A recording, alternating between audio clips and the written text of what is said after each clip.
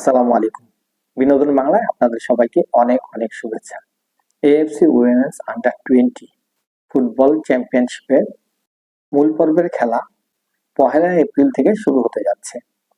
বাংলাদেশের মেয়েরা এই প্রথমবারের মতো বয়সভিত্তিক এই এশিয়া কাপে মূল পর্বের আসরে খেলার যোগ্যতা অর্জন করে। ১২টি দল এ, বি, সি এই ৩টি গ্রুপে বিভক্ত হয়ে এবারের এই মূল প্রতিযোগিতাতে অংশগ্রহণ করবে। বাংলাদেশ আছে গ্রুপ এ তে। এ গ্রুপে বাংলাদেশের অপর ৩টি প্রতিপক্ষ হচ্ছে স্বাগতিক থাইল্যান্ড, চায়না এবং ভিয়েতনাম। গ্রুপ বি তে আছে south Korea, north Korea, Uzbekistan এবং জর্ডান। গ্রুপ সি তে আছে জাপান, অস্ট্রেলিয়া, চাইনিজ তাইপে এবং ইন্ডিয়া। বাংলাদেশের প্রথম খেলা থাইল্যান্ডের সাথে। থাইল্যান্ড এবং বাংলাদেশের যে একটা পরিসংখ্যান, বাংলাদেশ শেষ ২টা ম্যাচ কার কার সাথে খেললো এবং থাইল্যান্ড তাদের শেষ ২টা বা ৩টা ম্যাচ কার কার সাথে খেললো, সেই বিষয়গুলো আমি আপনাদের সামনে তুলে ধরবো। তার আগে আমি বাংলাদেশ দলের যে একাদশটা আছে সেই একাদশটা কেমন হতে পারে সেই নিয়ে একটু আলোচনা করি এবং আপনাদের সামনে বাংলাদেশের শুরুর একাদশটা তুলে ধরার চেষ্টা করব। তবে এটা কিন্তু আমার প্রেডিকশন। বাংলাদেশের শুরুর একাদশে গোল পোস্টে মিলি থাকবে এবং সেন্ট্রাল ডিফেন্সে ২জন প্লেয়ার খেলবে, সেটা হচ্ছে আবিদা খন্দকার যে ক্যাপ্টেন, তার সাথে থাকবে নবিরুল। লেফট উইং ব্যাক পজিশনে খেলবে জনাব বিবি রিতা, রাইট উইং ব্যাক পজিশনে খেলবে পূজা দাস। মাঝমাঠে বাংলাদেশ জাতীয় দলে যেমন মারিয়া এবং মনিকার একটা জুটি আছে, ঠিক একইভাবে বাংলাদেশ অনূর্ধ্ব-20 দলেও কিন্তু স্বপ্না এবং মুনকির যে জুটিটা আছে, আপাতত এই ২ জনের বিকল্প এইজ লেভেলে এখনো তৈরি হয়নি। মাঝমাঠে মুনকি এবং স্বপ্না এই ২ জনই খেলবে এবং আক্রমণ ভাগে যে ৪ জন খেলবে, এই ৪ জনের মধ্যে লেফট উইং পজিশনে ২ জন প্লেয়ার আছে। এই ২ জনের মধ্যে যে কোনো একজন খেলতে পারে। একজন হচ্ছে মামুনি চাকমা এবং অপরজন হচ্ছে শান্তি মার্ডি। তবে আমার যতদূর ধারণা, পিটার বাটলার শুরুর একাদশে মামুনি চাকমাকেই রাখার সম্ভাবনা বেশি আছে। তবে শান্তি মার্ডিও খেলবে হয়তো সেকেন্ড হাফে, শান্তি মার্ডিকে আমরা দেখতে পারি। তবে শুরুর একাদশে সবচেয়ে বেশি সম্ভাবনা আছে মামুনি চাকমা। রাইট উইং পজিশনে আমাদের ২ জন প্লেয়ার আছে। একজন হচ্ছে সুরভি আখন্দ প্রীতি এবং অপরজন হচ্ছে সিনহা জাহান শিখা। তো এই ২ জন প্লেয়ারের মধ্যে প্রীতিরই শুরুর একাদশে থাকার সম্ভাবনা আছে। আমার যতদূর ধারণা, পিটার বাটলার প্রীতিকে দিয়েই শুরু করবে। তবে শিখা অবশ্যই মাঠে নামবে, কারণ শিখা যথেষ্ট গতি সম্পন্ন একজন প্লেয়ার। হয়তোবা সেকেন্ড হাফে আমরা শিখাকে দেখতে পাই। তবে এখানে একটা কথা বলা দরকার আছে, সেটা হচ্ছে বাংলাদেশ দল যখন থাইল্যান্ডে গেছে, 10 দিন আগে তারা থাইল্যান্ডে গেছে এই টুর্নামেন্টে অংশগ্রহণ করার জন্য। সেখানে বাংলাদেশ কিন্তু 2টা প্র্যাকটিস ম্যাচ খেলছে। একটা খেলছে ইন্ডিয়ার সাথে আর দ্বিতীয় ম্যাচটা খেলছে জর্ডানের সাথে। জর্ডানের সাথে ম্যাচের দিন বাংলাদেশের হয়ে যে 2টা গোল করছে, সেটা হচ্ছে একটা ছিল মামুন চাকমা লেফট উইঙ্গার এবং আরেকটা হচ্ছে এই সুরভি আখন্দ প্রীতি রাইট উইং পজিশনে খেলে। এই 2 জন প্লেয়ার কিন্তু বাংলাদেশের হয়ে 2টা গোল করে এবং বাংলাদেশ সেই ম্যাচটা 2-0 গোলে জয়লাভ করে।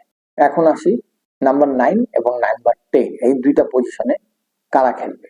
নাম্বার 9 এবং নাম্বার 10 এই 2টা পজিশনে খেলবে সাগরিকা এবং উমেলা Marma. Bangladesh women's under-20 AFC চ্যাম্পিয়নশিপে যে খেলবে, এইটা আমার প্রেডিকশনের একাদশটা। এখন দেখা যাক পিটার বাটলারের একাদশের সাথে আমার একাদশটা কতটা মিলে।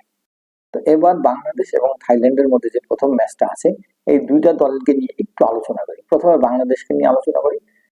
বাংলাদেশ উইমেন্স আন্ডার-20 দল এই টুর্নামেন্টে অংশগ্রহণ করার জন্য 10 দিন আগেই থাইল্যান্ডে পৌঁছে এবং সেইখানে বাংলাদেশ দল 2টা close door FIFA friendly match খেলে। প্রথম ম্যাচটা বাংলাদেশ 25শে মার্চ ইন্ডিয়ার সাথে খেলে। সেই খেলা বাংলাদেশ 1-1 গোলে ড্র করে ইন্ডিয়ার সাথে। বাংলাদেশের হয়ে একমাত্র গোলটি করে উমেলা মারমা এবং বাংলাদেশ তাদের দ্বিতীয় ফিফা ফ্রেন্ডলি ম্যাচটি, যেটা ক্লোজ ডোর ছিল, সেটা খেলে জর্ডানের সাথে।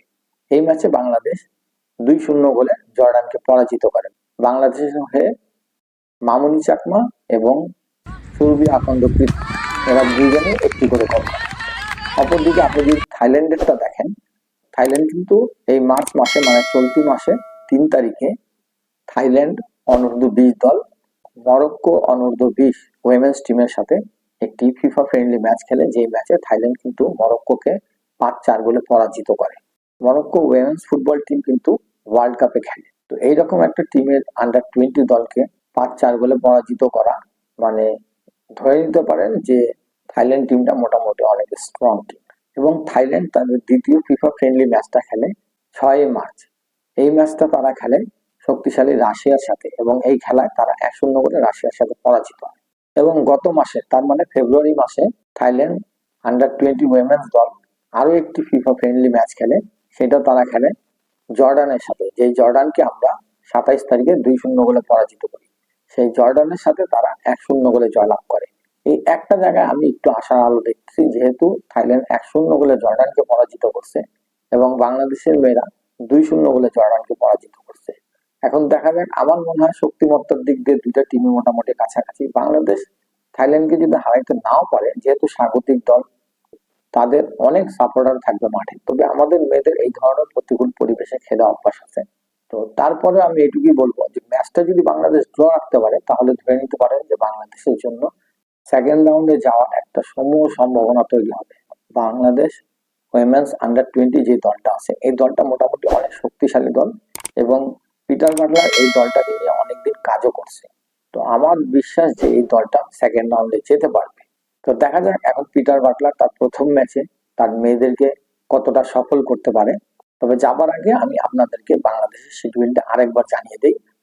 বাংলাদেশ তাদের প্রথম ম্যাচ খেলবে স্বাগতিক থাইল্যান্ডের সাথে 1 এপ্রিল বাংলাদেশ সময় সন্ধ্যা 7টায়, এবং বাংলাদেশ তাদের দ্বিতীয় ম্যাচ খেলবে 4 এপ্রিল বাংলাদেশ সময় দুপুর 3টায়। এই ম্যাচটা হবে চায়নার সাথে। এবং বাংলাদেশ তাদের শেষ ম্যাচ খেলবে ভিয়েতনামের সাথে 7 এপ্রিল।